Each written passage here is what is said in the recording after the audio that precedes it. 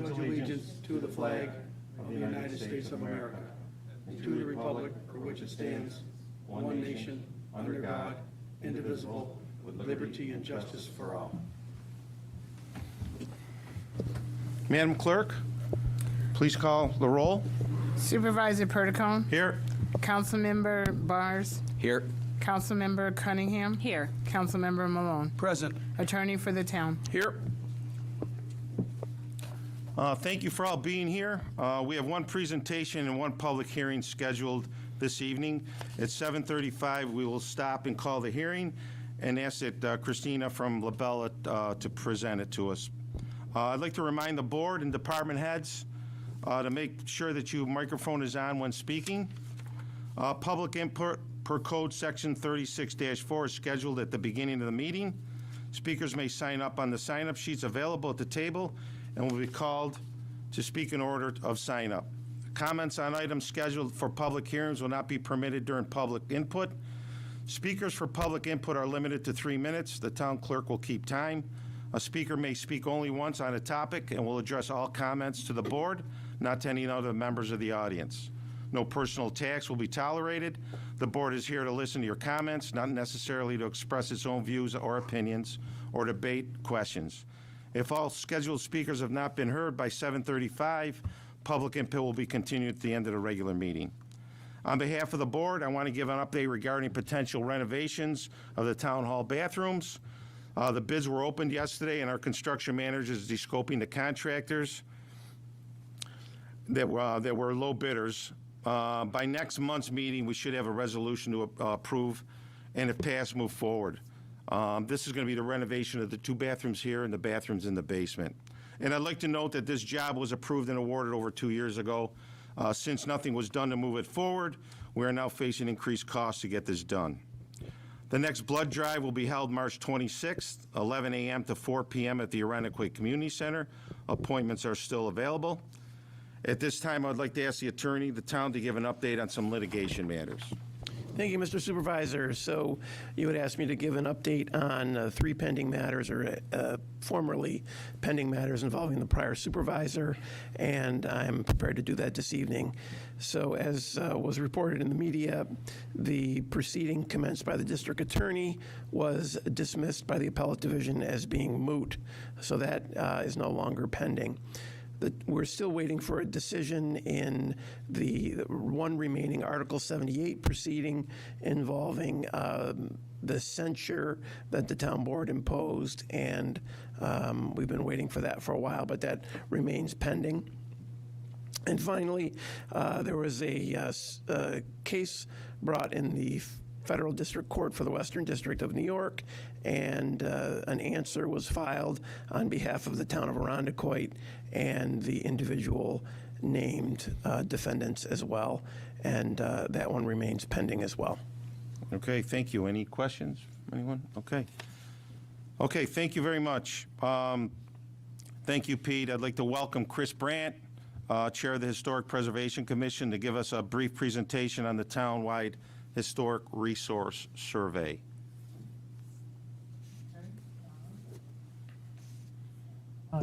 There we go. Apologies for my town board members who probably can't see me behind the television screen. But we've got some slides here for the folks at home. And a copy of the completed survey is up on the dais with the town board members. And I'm just going to give a brief overview. I won't be going page by page through the 370 pages of it. It's quite the document. So quickly, just to answer, what is it? This document is a sort of foundational basis of research for preservation planning in our community. It first and foremost is more holistic and not granular, so it's really meant as a big first step to really see everything essentially at 10,000 feet up and sort of set the boundaries and path forward for potential more in-depth study in the future. The report is broken up into a series of sections. It provides a historic summary of the development of our town from the 1600s all the way through the 1970s. Following that, it gets into describing the various historic trends and themes that can be seen manifest in our built and design environment. I'll get a little bit into what those historic trends and themes were on the next slide. It then goes on to identify potential historic districts as well as individual properties worthy of preservation and worthy of pursuing National Register listing.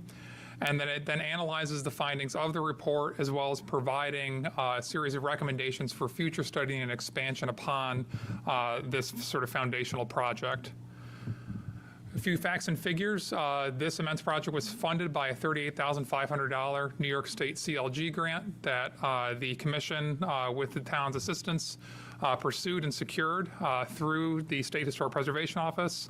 And then the majority of the work was completed by the town's hired consultant, KTA Preservation Specialist out of Buffalo, in direct collaboration with the Historic Preservation Commission, essentially from September 2024 through September of 2025. The town has 21,000 parcels, most of which are 50-plus years in age, which is the general sort of net that we use to start the funnel of how we were looking at and surveying the town. The commission took over 1,600 photographs as part of the field work that we did to assist the town's consultant, as well as well over 200 donated hours volunteer time from members of the Historic Preservation Commission. The project was completed on time and on budget, and we were successfully able to complete and submit all of our required documentation to the state. So the general findings that are outlined in this report, but in far more depth. There are 6 historic trends and themes that can be seen manifest throughout the town.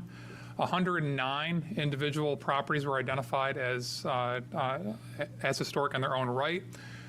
6 new potential National Register eligible historic districts were identified, which include over 6,800 properties in the town. That's almost a third of the entire town. And then provided recommendations for local and national designation moving forward.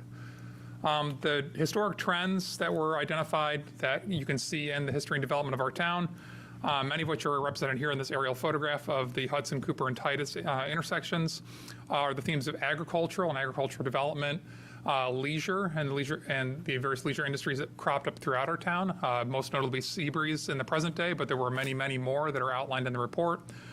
Transportation, everything from streetcars, as well as the interurban lines, like those that cross through East Irondequoit. Community planning and development, that could be largely understood as the transition of our community from an agricultural town to a sort of suburban bedroom community with various subdivisions. Education and the buildings related to that were often constructed by the town's own means, as well as religious and ethnic traditions throughout our town. These are just a couple of photographs of the many hundreds that are in the report as examples of those themes. So kind of marching on the screen from top left across. There's a historic photograph of the Redmond Peach Farm, one of our most notable agricultural businesses in the town. The Bayview Hotel, which is a long-lost leisure resort on the bay, but one of many that were throughout our town, both on the bay as well as on the lake. We have the Bayview Bridge there on the top right. And then bottom left is the aerial photo again of Titus, Cooper, and Hudson. We have one of our many wonderful historic school buildings, the Hosea Rogers School in southwest Irondequoit, and then one of several houses of worship, St. Josephat's Church. And you might note, at least for those who can see the screen, the sort of range of years that this survey covered, as we noted, up through the 1970s. So we have a really wide variety of architecture and historic sites throughout our town from multiple eras throughout its development.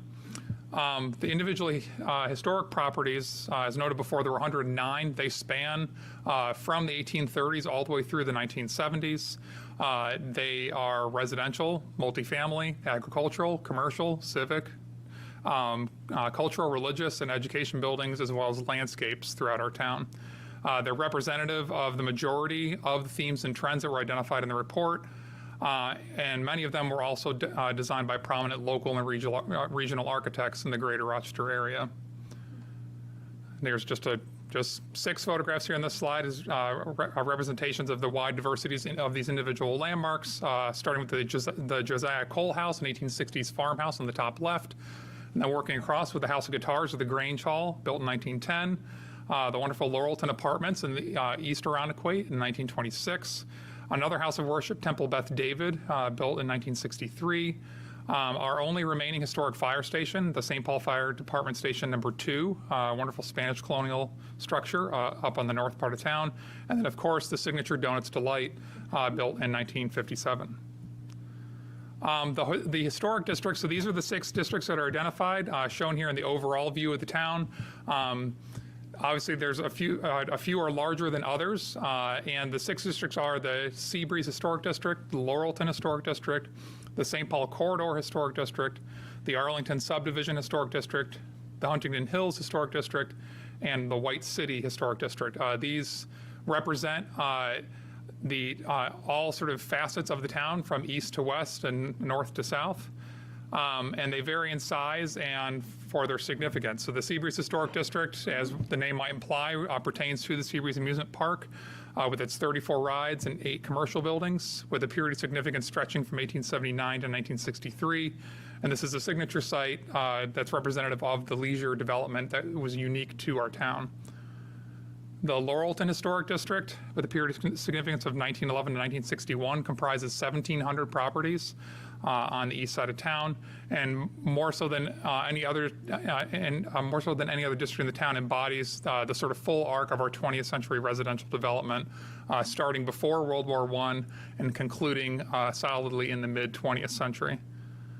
The St. Paul Corridor, by far the largest district of them all, with a period of significance from 1893 all the way to 1963, containing 4,500 properties within the district, stretching from the southwestern border of the town all the way up past Thomas Avenue and on both sides of St. Paul Boulevard. It's very emblematic of the transition of our town from agricultural to residential development, as well as the immense effect that transportation networks had on our development with the streetcars along St. Paul Boulevard. Moving back to East Irondequoit, we have the Arlington Subdivision. From 1924 to 1951, this is a little bit smaller at 284 properties. The consultants noted that it's a rare and cohesive example of a bungalow subdivision. If you've ever been on these streets, Garford, Hartsdale, Pemberton, Brandon Road, they're lined with these really wonderful small 1930s to 1950s bungalows that were really meant as that sort of first sort of starter home for young families in the early 20th century. Huntington Hills, nearby, but could not be more different from Arlington, with a period of significance dating from 1920 to 1975 and a total of 88 properties. It's a highly unique example of the sort of individualized approach to mating both site-specific architectural designs with the sort of unique landscape and topography surrounding it. As I think we all know, for anyone who's been in that neighborhood, there's nothing quite like Huntington Hills. And then lastly, White City, perhaps one of the sort of most sort of signature areas of our town, up at the lake, with 172 properties. It's a distinct area of those sort of former tent lots converted to seasonal and year-round bungalows there up at the beach. And it's a rare example of the sort of resort-style leisure destination. So lastly, the sort of next steps that were both outlined in the report and that we see for the commission, we'd love to make this report more publicly accessible, especially with the help of the town. I know that the town's looking at undertaking an update to the website, and we'd be really excited to do more than just upload that immense PDF of the book that everyone's looking at up on the dais. The commission has already begun steps to pursue National Register listing of these proposed districts. Just to really emphasize the impact, currently there are only 33 properties out of the 21,000 parcels in our town that are on the National Register. Again, this survey identified 6,800 properties, so we have a lot more to go for getting properties on the National Register. And getting on the National Register opens up the ability for homeowners in this town to pursue the New York State Historic Homeownership Rehabilitation Tax Credit, which represents 20% of qualified expenses for the repairs and maintenance to their home, as well as it opens up the possibility for increased commercial development in our town with the federal and New York State commercial tax credits, which represent a 40 to 50% funds back on qualified expenses. So they would be a sort of boon to potential future commercial development in and around Equate. The Commission and the consultants recommend to continue and expand our pursuits for local landmark designation, as well as the potential in the future to pursue more intensive level historic resource surveys where our consultants identify the potential for doing a survey on architect design homes and around Equate, because there are quite a lot of them, and they could be a unified theme for more intensive study. So that's it. Thank you for your time. I'm going to come up and grab that survey and deliver it to the town historian, and I'll move the TV out of the way, but I'm happy to take any questions if there are any, but I know I'm on a tight schedule. Chris, thank you very much. Appreciate it. Yeah. Any questions from the board? Anybody? Okay. Thank you, Chris. Thank you. Appreciate it. Good job. Good job.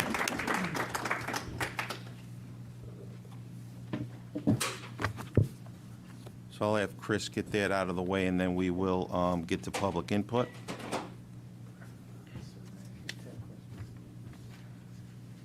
Oh, there you go. Sorry about that.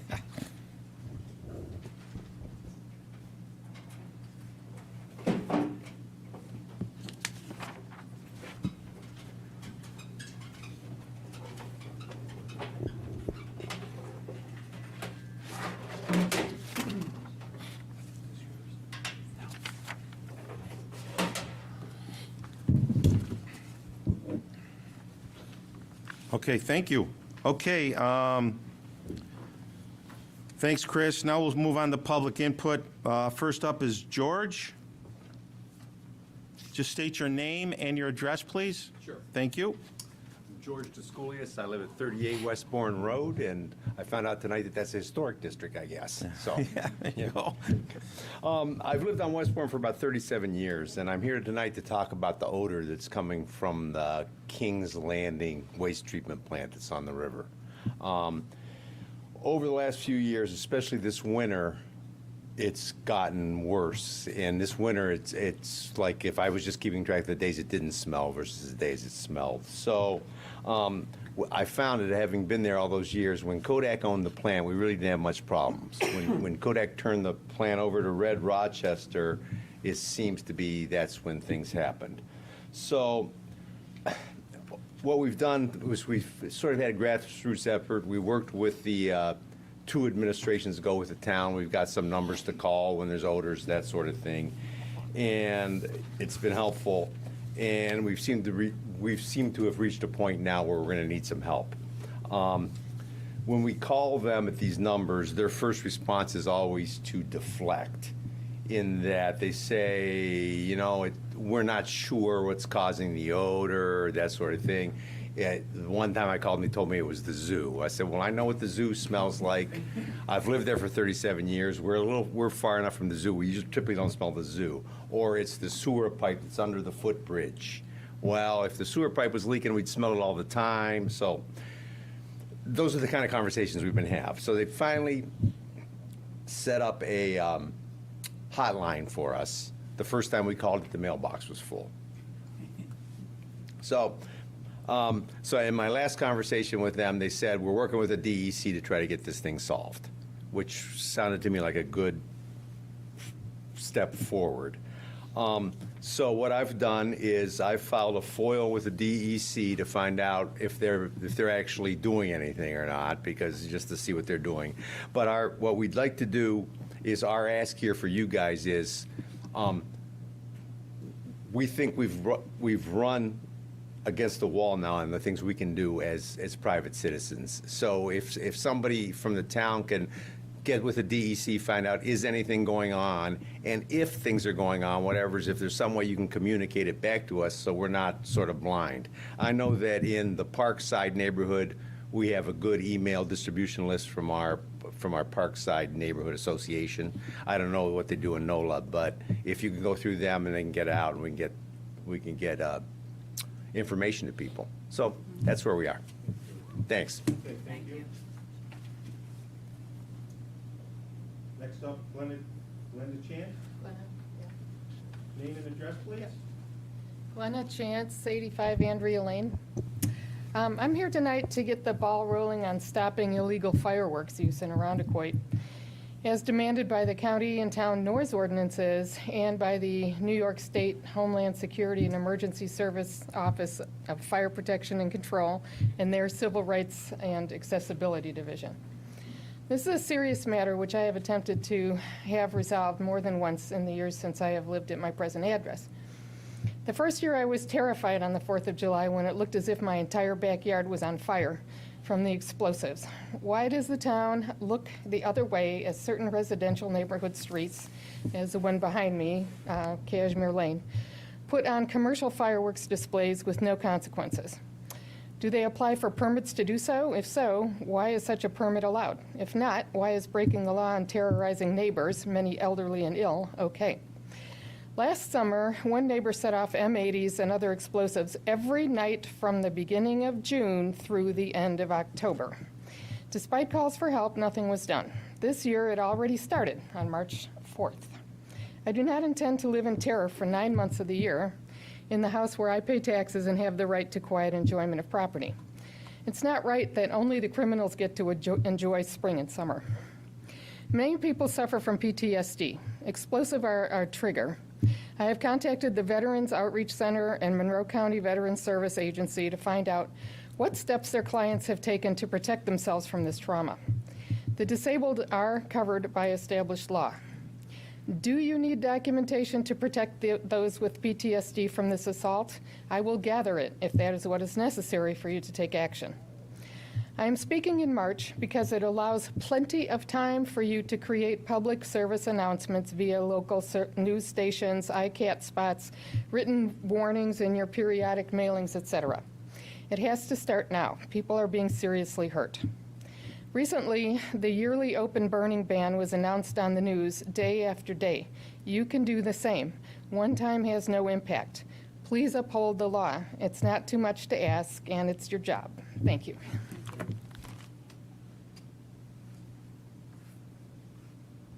Next up, Sue Elliott. Sue Elliott, I live at 92 Scotch Lane. I'm here to tell you about increased conspiring with local law enforcement by ICE and my concern that there's a rapidly expanding 287G program in New York with more and more counties agreeing to turn the state and local police into the arms of ICE agents and Customs and Border Patrol actions. The New York for All Act, which is not yet being voted on, is one I'm going to encourage the board to create a resolution that the town is in support of. Communities that refuse to conspire with ICE are notably safer. Policies that entangle law enforcement with federal immigration enforcement can drive survivors of violence and people in emergency situations away from calling for help or even trusting their neighbors. Protecting immigrants strengthens New York's economy.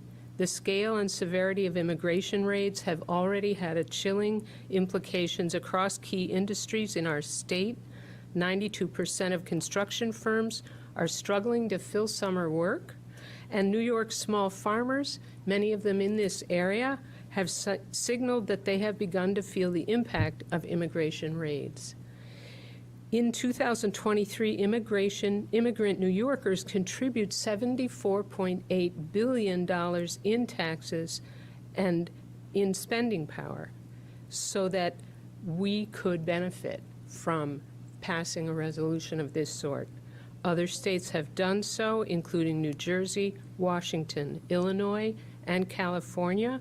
There are already statewide sanctuary policies that have prevented thousands of cruel, unnecessary detentions, deportations.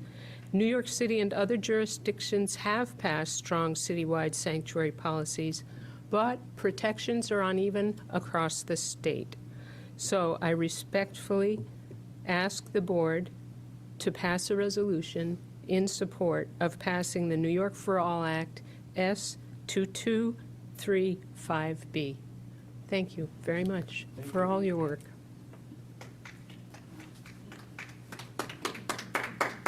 Next up, Caitlin Sure, it's Whitney. Well, good evening. I'm Caitlin Whitney. I live at 96 Covington, and I'm here on behalf of Color Irondequoit Green. I'm also personally a member of the Climate Smart Communities Task Force here in Irondequoit, and I am an environmental studies professor by day, and my background is in plants and insects. And so I'm here to talk about the sort of petition that we sent to the town supervisor and the board back in January and resent the other week. I brought it here in hard copy too. We're requesting that our town sign and join the Mayor's Monarch Pledge. This sign up is annual. It's with the National Wildlife Federation to think about taking action to protect habitat and pollinators and using monarchs as an entryway to do that. We'd be joining a coalition of communities and municipalities across North America. And in our community, we already have 2 municipalities that have already joined, Penfield and Fairport. I'm not going to read you the whole letter that we shared, but Color Irondequoit Green has already documented how the town is already doing everything you need to do to sign up. It's free. The sign up each year closes by the end of March. So we think this would be a really easy win for the town to take action ahead of Earth Day and Earth Month and be able to talk about all the great things that you're already doing. For folks who don't know, monarch butterflies, along with other kinds of butterflies, bees, all other kinds of bats and birds are really critical pollinators. Pollinators are thought to be responsible for 1/3 of the food on your plate, including many of the fruits and vegetables. They're really important providers for people, and they are threatened. So we live in the eastern flyway of monarch butterflies here in this part of the community. They fly south every year in the fall. You can see them on goldenrod, but they really become a kind of keystone for thinking about all other kinds of habitat and plants and insects that we can protect. Their migration journey is part of why they need protection. They need to eat all the way south to Cuba, to Mexico, to other parts of South America. And we're already taking steps in Color Irondequoit Green, especially working with the library, with the Pollinator Pathway Initiative and private landowners to do steps to conserve pollinators on private land. And we think it's time that the town take action on town land to also do so, to work together. So towns, cities, and counties have really important roles to play. So what does the town actually need to do to sign up? You would just have to sign an online pledge. Again, it's free to sign up and pick from 3 actions out of 30 in a list. And the 3rd page of the document that we shared with the town explains how you're already doing 6 of the things on this list. And we explain and outline how those are possible. You would take those actions and then track and report Irondequoit's progress across the year. So we think this could be a really easy home run for our community and show that as our town residents are taking steps to promote and conserve pollinators and protect habitat, that the town is doing so also. So thank you for considering that, and I hope you sign it. Thank you, Caitlin. Thank you. Miriam Gams?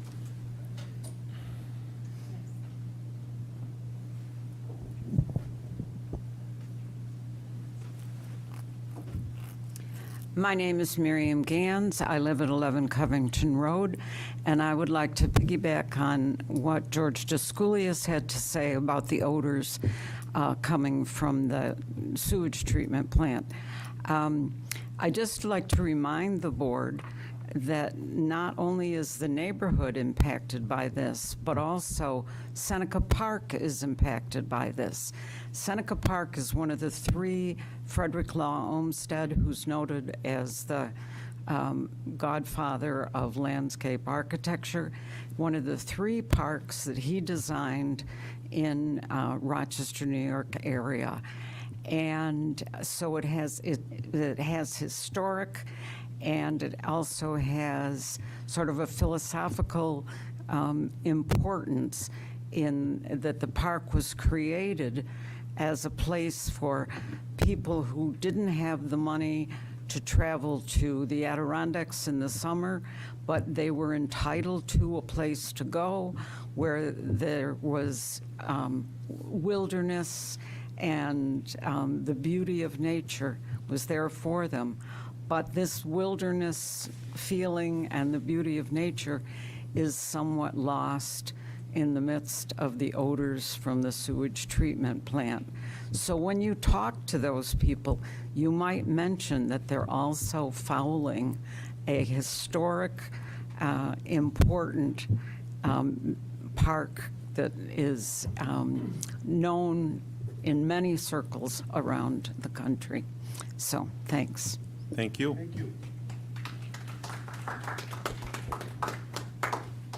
Drew Herzig?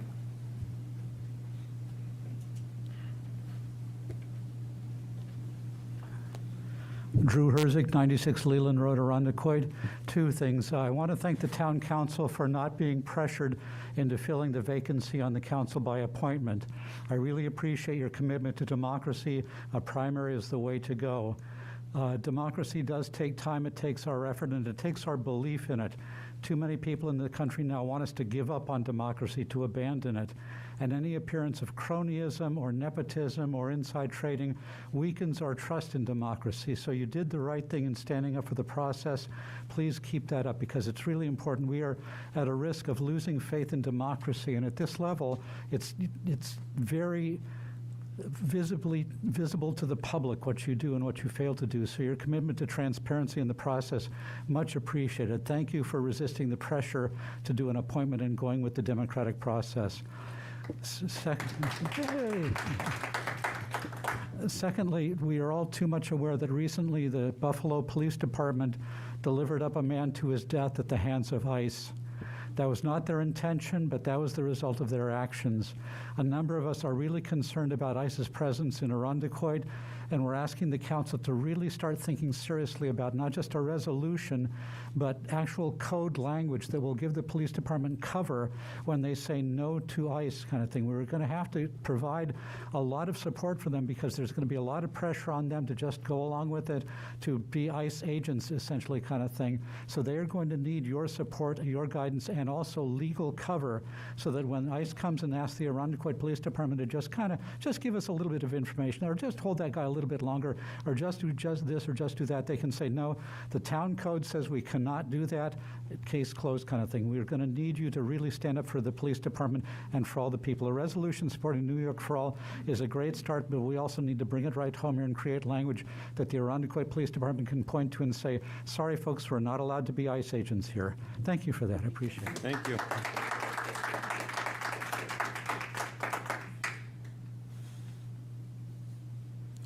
That is it for anyone signed up. Is there anybody else who would like to address the town board in the public input? Sure, come on up. We got a couple of minutes before our public hearing. Name and address, please. Hi, this is Deb Murator, and I live at 420 Bayview. I would just like to thank you on the agenda. I know last month it had all these resolutions and just numbers after them. I see there's a little description, so that's great. Thank you. Okay, thank you. Is there anybody else who would like to address the board? Okay, thank you. We're pretty close to public input. So I don't want to get into the, our, so I think we'll do public. We'll get the public input.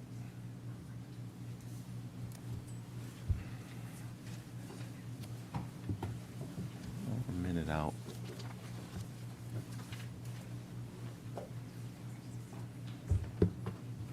I just don't want to interrupt the financial. We want to, you know, pardon me? Yeah, no, we'll do the finance. You want to wait a minute? Let's wait a minute. We'll just wait a minute. Just another minute, folks, and then I'll get right to the public hearing, and then we'll proceed with the finance after that. I don't want to interrupt Mr. Checky. He's got a lot of important things to say, so we're almost there.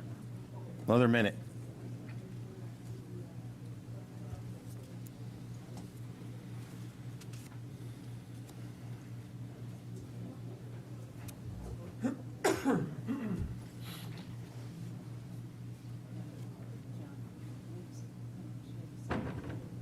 Yeah.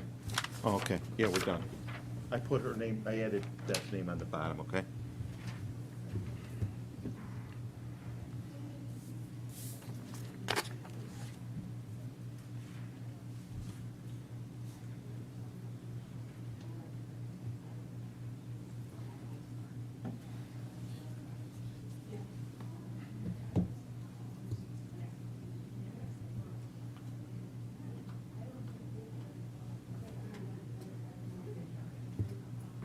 Okay. Our public hearing is on the matter of providing an opportunity for the public to comment on Arundecoit's Community Block Grant program. I need a motion to open the public hearing. I move it. I need a second. Second. All in favor? Aye. Aye. Opposed? Motion is carried. We'll have Christina from Lobella to present on Arundecoid's Community Block Grant Program. Hi, everyone. I'm Christina Paradowski from Labella Associates. I'm a grants manager there. And I have, for the last few years, been assisting the town in administering your entitlement funds, which is funding from Housing and Urban Development, CDBG funding. These funds are supposed to be used to benefit low and moderate income persons, elderly or disabled people, prevent and or eliminate slums and blight, and also meet an urgent community need that may threaten the health and welfare of the community. So that is what these funds are for. And every year, the town gets an allotment from HUD. It varies slightly. Last year, the allotment was $899,321. And those funds were used for the Arundecoid Home Improvement Program, the Community Cupboard Healthy Eating Program, Housing Stability and Housing Counseling Programs, Life in Arundecoid Elder Care Program, Home Safe Home, and iRide. It also funds certain things like street resurfacing, sidewalk resurfacing and drainage, and street tree plantings. So this year, we're expecting to learn the allotment for the 2026 program year around April 5th. So we don't know what that allotment is yet, but we're hoping to find out about April 5th. And there was a public call for these funds, so organizations could apply for these funds, and they were due on March 9th. So we're still combing through that. There is an actual CDBG advisory board.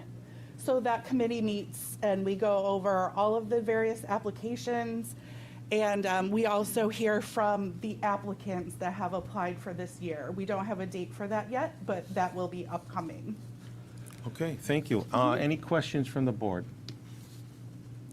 Anybody? No questions, but I have been involved the last couple of years. It's an amazing program that really helps the residents in our town. Thank you for all the work that you do with this. It's been really nice to partner with you.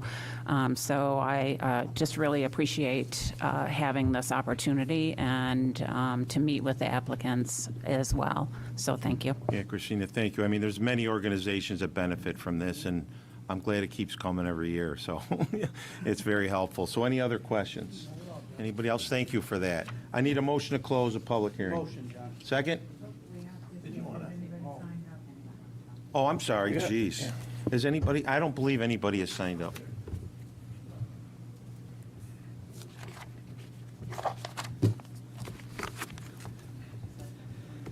Thank you, Christine, for bringing that up. I appreciate it. I don't think anybody's on there. I would also like to add that in May and throughout the month of May into early June, there will be a copy available of the 2026 Annual Action Plan for anyone that wants to review it. If you want a hard copy, you can come into Town Hall. Otherwise, it will be posted online for anyone to read. And we definitely encourage people's feedback on what's happening, programs that you see that you like, that you think we need in the future, things of that nature. So your feedback really is taken into account. Okay, thank you. I have no one signed up for the public hearing, but is there anyone that'd like to address the board on the public hearing at all? Okay, with that said, I need a motion to close the public hearing. Move it. Second? Second? All in favor? Aye. Aye. Opposed? Motion is carried. Thank you very much. Appreciate it. Okay, our financial report. Mr. Checky? Okay, we're going to start with the preliminary 2025 year-end financial results for the town as of February 28th. The 25 books were open through the end of February to allow for the receipt, processing of outstanding commitments, and to account for and properly record all 2025 revenue. The books are now closed. The 25 preliminary results will not be presented again in this forum. We've done it the last couple months. Our outside auditors, the Bonadil Group, are on site now, and following the annual audit, they will present highlights of the audited 25 financial statements and audit report. The preliminary 2025 year-end results as of February 28th, the town's total expenses are slightly higher than budget at 101.2%, a sum of $45,814,000. This amount includes $403,000 of still outstanding encumbrances. The general fund expenses are slightly over budget at 101.4%, or $28,946,000. The actual expenditures are $28,665,000, which is 100.4% of the budget. The remaining 1% is due to $281,000 of encumbrances. Overall, the expenses in the highway funds are higher than budget at 104.3%, total of $7,584,000. The costs in these funds result from considerable expenses for salt, paving, and fuel, as were projected throughout the year. The library expenditures total $3,029,000, and that's at 102% of budget. Expenses in the sewer fund are $3,748,000, which is 89.1% of the budget. And the $902,000 of drainage expenses are 90.5% of their budget. The general fund has received revenue of $29,053,000, or 105.3% of budget. The real estate taxes total $13,011,000, as they were budgeted. Payment in lieu of tax revenue, or pilot payments, equated to $325,000, and that also exceeded the budget. It was 114.8%. Other major revenue recorded or accrued by the town include sales tax in the amount of $7,615,000, also up at 108.8% of the revenue budget. AIM payments of $613,000 were exactly as budgeted. 79.7 or $481,000 of franchise cable TV revenue were received, and mortgage tax of $1,402,000, well exceeding the budget at 141.7%. Regarding the entire town, $45,177,000 or 102.8% of revenue and appropriated fund balance is now documented. At year end, the library revenue totals $2,919,000, which is 100.2% of the budget. 94.8% or $6,816,000 of revenue was recorded by the highway funds. Revenue of $3,907,000 or 98.9% has been verified to date by the sewer fund, and stormwater drainage has received $972,000, which is 98.9% of its budgeted revenue. This concludes the preliminary 25 year-end financial report as of February 28th, 2026. Okay. So now we will move to 2026 and the month-end report as of February 28th.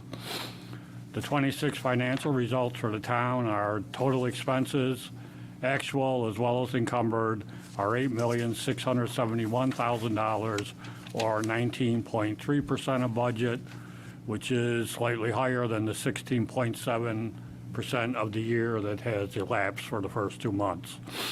But the breakdown is actual expenses of $6,289,000, which is only 14%, and encumbered expenses of $2,382,000 or 5.3%. The general fund expenses are at 19.6% of budget, or $5,688,000. The breakdown is actual expenditures of $4,072,000 and encumbrances of $1,616,000. Together, the expenses in the highway funds are $1,629,000, or 25.9% of budget. Actual expenses represent $1,039,000, 16.6%, and current encumbrances are $589,000, which is 9.4%. Expenditures in the library are under budget at $334,000, or 11%.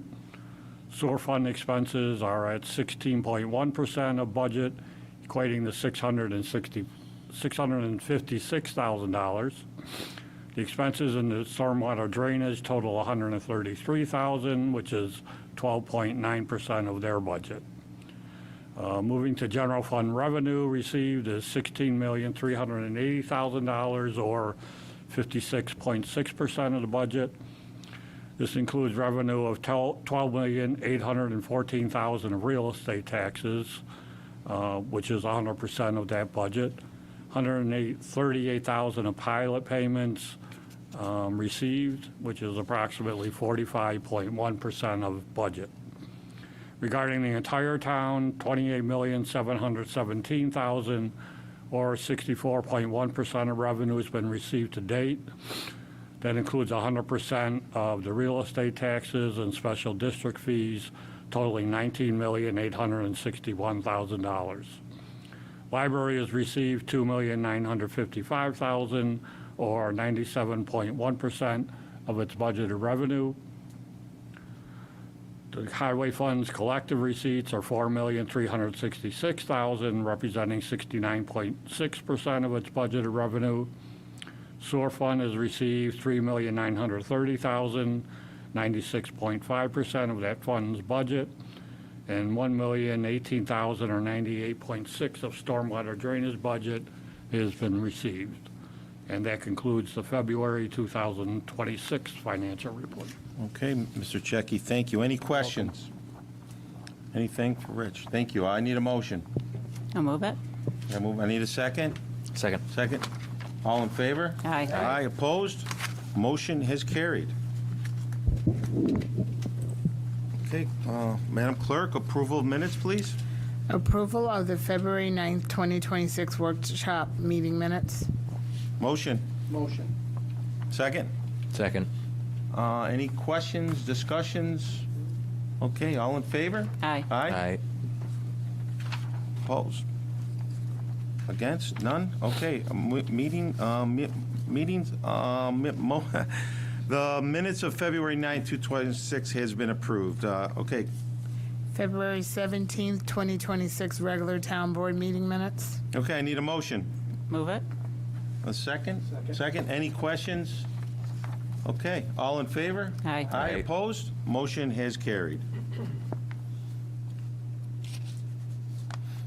Now we'll move on to for board action. Madam Clerk, please read the first resolution. Item number 1, resolution authorizing the appointment of a full-time custodian in the building maintenance department. Okay, I need a motion. Move it. Second. Second? Second? Second. Okay, Linda, please? Thank you, Mr. Supervisor. Oops. This resolution is being brought to you tonight to request permission to appoint a custodian in the Building Maintenance Department. The interview committee has met with several candidates and selected Gina Cardarelli to fill this vacancy. Once we have town approval, we would like to move forward quickly and have Gina start right away. We are still accepting applications for a second full-time custodian. Okay, any questions? Okay, motion second. All in favor? Aye. Aye, opposed? Motion has carried. Item number 2, resolution authorizing the appointment of 4 laborers in the Department of Public Works. Linda? Thank Oh, you. I need a motion? Motion. Second? Second. Second? Okay, Linda, please? Due to various promotions and a recent resignation, we now have 4 vacancies for laborers in the Department of Public Works. This position has been posted and we received just under 40 applications. The commissioner and her team have reviewed these applications and conducted interviews last week. Conditional offers of employment have been made pending your decision tonight. We are in the process of background checks and scheduling DOT physicals. I apologize for not updating the resolution in SharePoint, with the names of the candidates chosen. Okay, any questions? Okay, motion second. All in favor? Aye. Aye. Opposed? Motion has carried. Linda, can you just move your mic a little bit closer to you? Of course. Item number 3, resolution authorizing the appointment of a maintenance mechanic 2 in the Department of Public Works. I need a motion. Move it. Second? Second? Second. Okay. Linda? Thank you. This resolution is being brought to you tonight so we can appoint a maintenance mechanic 2. This vacancy has been posted and interviews were held last week. The interview committee has chosen Todd Brozick to fill this position. Okay, Aaron, you want to make a comment on this? Go ahead. Yes, I would love to.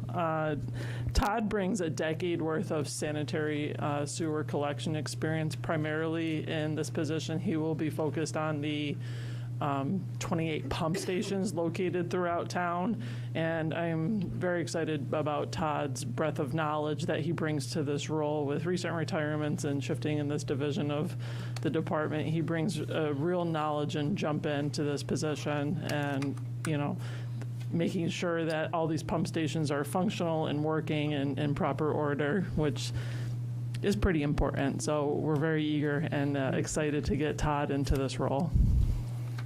Okay. I believe Todd is here. Congratulations. He is here. Okay.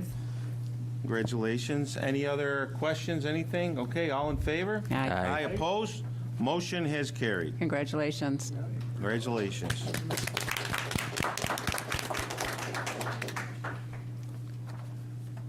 Item number 4, resolution authorizing the appointment of a management assistant in the police department. Okay, I need a motion. I'll move it. Second? Second. Linda? Thank you, Mr. Supervisor. This resolution is being brought to you tonight so we can appoint an internal candidate to the competitive title of Management Assistant in the Arundequoit Police Department. Katie Palermo has worked in the Arundequoit Police Department for 4 years. She supports the chief and both captains.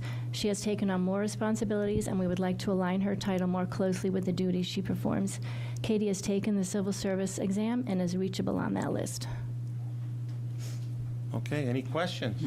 Nope. Okay. Motion second. All in favor?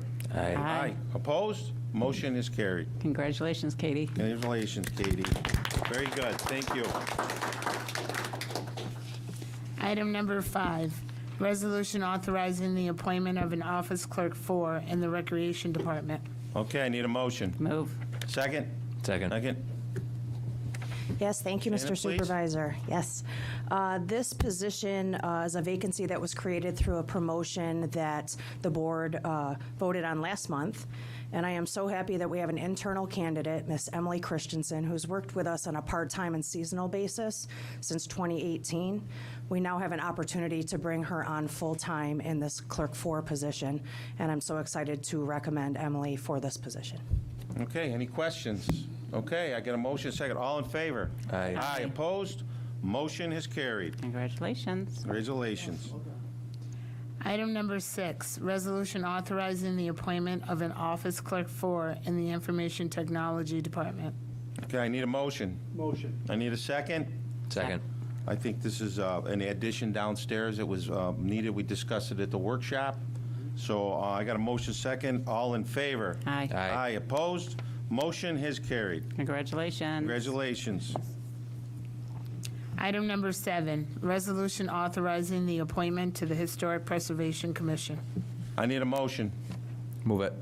Second? Second.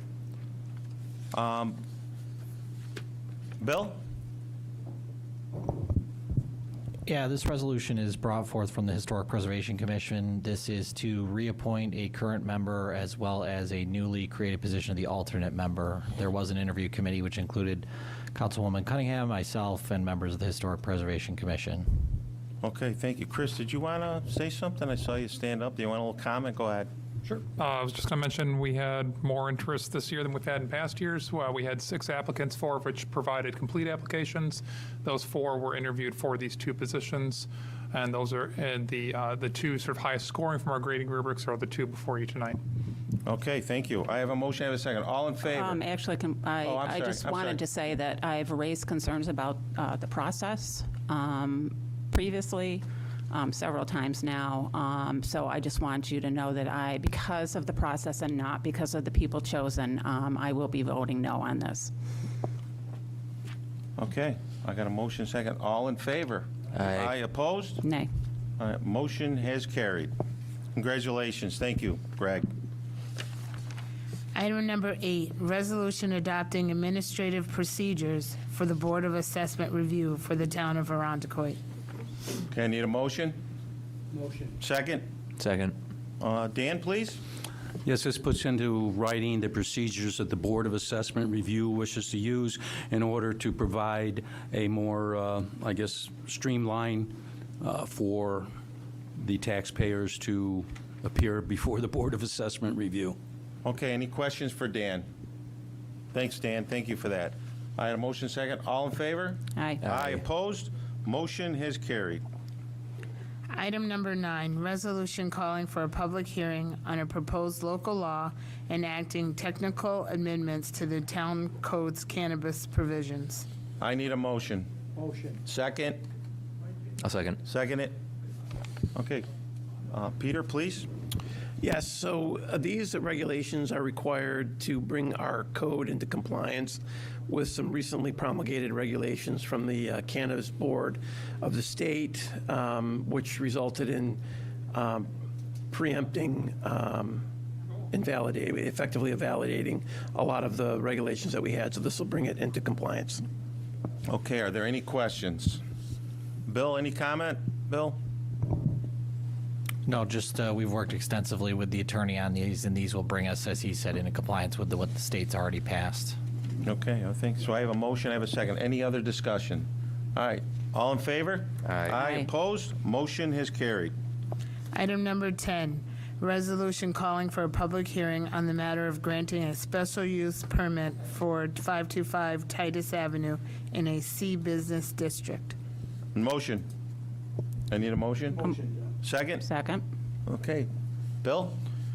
Yes, thank you, Mr. Supervisor. Town Code 235, Section 28A8 of the Arundecoit Town Code requires a special use permit from the town board for the operation of a restaurant with seating providing more than 30 patrons in the C Business District. This proposal is via BME Associates acting as the agent for Streamline Real Estate Acquisitions for the special use permit for an eating or restaurant establishment in that district. It'd be located at 525 Titus Avenue. It would be a Chipotle, which is indicated in the plans that were provided to the board. This has gone to the zoning board and obtained variances required, and it will be going to the planning board as well as yourself for the special use permit. Okay, thank you. Are there any questions? No discussion? Okay, I need a motion, second. All in favor? Aye. Aye. Opposed? Motion has carried. Item number 11, resolution authorizing a series of balanced appropriation transfers within several funds of the 2025 operating budget. Okay, I need a motion. Move it. Second? Second. Okay, Rich? Just This is an annual resolution done to balance all the year-end account numbers. So this would be for 2025. They're all enumerated on the listing with the attachment, which I believe all the board received from Diana directly. And we do have it as part of the official record for the meeting now to go along with the resolution. So again, it just balances everything, clearing out negatives, moving revenue to cover expenses and so on as were needed for the year. Okay, are there any questions? Okay, I have a motion, second. All in favor? Aye. Aye. Opposed? Motion has carried. Item number 12, resolution appointing Empower Retirement LLC for administrative and financial services and State Street Corporation as trustee of the Employee Deferred Compensation Plan. I need a motion. Motion. A second? I'll second. Second. Rich? So the current administrator for the Arundecoit Employee Deferred Compensation Plan term expires March 20th of this year. The Town of Arundecoit Employee Deferred Compensation Plan Committee solicited requests for proposals for administrative, financial, and trustee services for the next 5 years. So that would take us into 2031. The same committee has reviewed the proposals from 3 different firms, and their recommendation is Empower Retirement LLC to handle administrative and financial services, and State Street Corporation for trustee services of the Employee Deferred Compensation Plan. That is the recommendation to the board asking for approval. Okay, thank you. Are there any questions, discussions? I got a motion, I got a second. All in favor? Aye. Aye, opposed? Motion is carried. Item number 13, resolution authorizing amendment to capital lease financing agreement with M&T Bank for equipment for the Bureau of Public Works. Okay, I need a motion. I'll move it. Second? Second. Second. Rich? This is the first step of this was approved at this month's workshop. This is the second step to finalize the financing and give the supervisor permission to enter into the contract with M&T Bank. Nothing new and different in the contracts than what we normally have on these. We will get the approved resolution, assuming it's approved, to them right away, and they will start putting together the final paperwork for us. And we'll try to move it in Diana's absence as much as we can. Okay, are there any questions? Any discussion? Okay, motion second. All in favor? Aye. Aye, opposed? Motion is carried. Item number 14, resolution authorizing an amendment to the 2026 operation budget for the Justice Court to accept a grant from New York State in the amount of $21,780.24 for window tent, a filing cabinet, and solid wood courtroom doors. Okay, I need a motion. Move it. Second? Second. Kim? Yes. This resolution is to accept the JCAP grant in the amount of $21,780.24. These funds will be used for court security upgrades, including safety window tint and solid wood doors for the courtroom. There's no cost to the town, and it's intended to enhance the safety and security for both the court staff and public. Okay, thank you. Are there any questions? No, Any great use of discussions? this Okay, I got a money. motion, I got a second. All in favor? Aye, opposed? Motion is carried. Item number 15, resolution authorizing the supervisor to enter into an intermunicipal agreement with the East Arundecoit Central School District regarding a sharing of fuel facilities during emergencies. Okay, I have a motion. Move it. I got a second? Second. Okay, Aaron?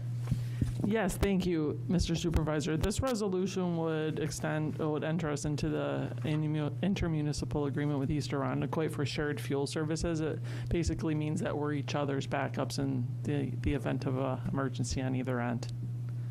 Okay, are there any questions? I'm sorry. Go ahead, sure, go ahead. Is this a normal procedure? We've done this in the past, Aaron, I take it? Yes. Need to use your microphone. Okay, are there any other questions, discussions? All right, I got a motion second. All in favor? Aye. Aye. Opposed? Motion is carried. Item number 16, resolution authorizing the supervisor to enter into a contract for townwide fall leaf collection feasibility and implementation study. I need a motion. I'll move it. I need a second. Second. Discussion. Aaron, you want to? Sure.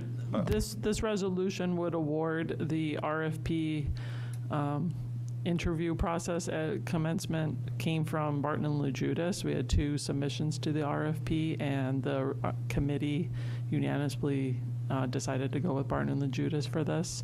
They have extensive solid waste studies and implementation history, and we feel that they were the best fit to guide the town through this process of starting the process for collecting leaves curbside. Okay, thank you. I just want to thank the committee. Councilwoman Cunningham was there, Aaron was there, our attorney Peter was there, and Scott Davis. Is that, I think that's everybody, so I And want to the thank comptroller. everybody. Pardon me? And the comptroller. And, oh yeah, Diana, that's right. So thank you for that. I think this is just a first step. I'm really, I'm really excited to see where this takes us. Yep. I thought about a 6-month process or something to that effect, so we will definitely all be informed as it starts going and as they get on. I'm certainly sure after today, they're going to be getting going on it as well, too, after this resolution is. So everyone, thank you for that. We promised everybody we're going to do this, and 100%. this is the first step to move forward with this. So I have a motion second. All in favor? Aye. Aye opposed? Motion has carried. If I could, John, I want to thank our supervisor for moving this forward. This has been a long time coming for the town of Arundecoit. And I want to thank everybody involved in this. This is well needed, so thanks again. Okay. Item number 17, resolution authorizing the supervisor to enter into a contract for engineering services for Colebrook Drive sanitary sewer replacement and roadway reconstruction project. All right, I need a motion. Move. Second? I'll second it. Second. Aaron? Yes, thank you, Mr. Supervisor. This was another RFP we went out to for engineering services to redesign the sanitary sewer, drainage, and pedestrian access in Colebrook Drive, basically in front of the schools. So we did put out an RFP. We got 3 back for interviews, and the RFP committee is moving forward with recommending Passero Associates. They had a robust presentation. We were excited about the technology and ingenuity that they brought to the presentation, and we're excited to see this process unfold and how we could rebuild and make better this road section. Okay, are there any other questions? I would just want to thank the committee as well. I want to thank Councilman Grant Malone, our attorney Peter, Aaron, Ron Ragusa, and our comptroller Diana. But I think this was good. We decided to let it slow down a little bit. I think we'll probably be out to bid maybe late fall, early in the year. So I'm certainly sure. We thought maybe there'd be a possibility to get things going this year, but I think we're taking our time with this. So it was a good, I enjoyed it. We had 3 really good design and our engineers to go through this, but I appreciate everyone's time. So I have any other questions, discussions? Just want to comment on the supervisor. This is a lot of work in a short period of time to be done. So I think this was the right move to slow this down, and let's get this done right the first time. So again, thank you. Okay, any other comments? I got a motion, all in favor? Aye. Aye, opposed? Motion has carried. Item number 18, resolution declaring certain equipment surplus property. Okay, I need a motion. Move it. Second? Second. Second? Aaron? Yes, thank you. This resolution would surplus the equipment that you see listed in attachment A. There's various equipment that the department just no longer needs. It's mainly due to replacement equipment. So we surplus it, and it goes on to the next online municipal auction for sale. Which Okay, is thank you. revenue. Yep. Any discussion, any comments, questions? Okay, I got a motion, I got a second. All in favor? Aye. Aye. Opposed? Motion has carried.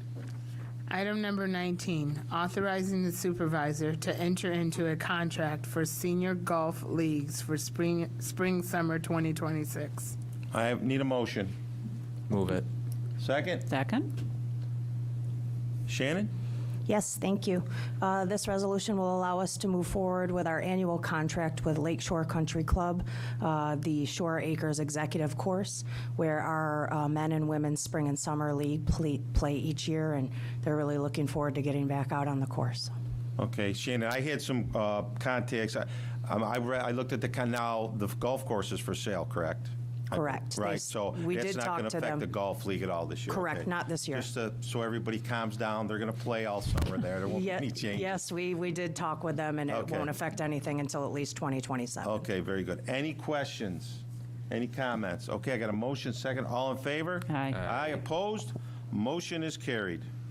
Item number 20, resolution approving the special event license for the Sunset House 24th Annual 5K Run and Fitness Walk. Okay, I need a motion. I'll move it. I need a second. Second. Any questions, comments, anything? This is for a good cause, number 24. And I know you've been there since the beginning. What was it, number 1 through what? 1 through 11. Okay, it's a very good cause, and I know Patty does a really good job organizing this. There's a lot of work done, so any other comments? So we do have all the approvals in. The event will be held May 23rd.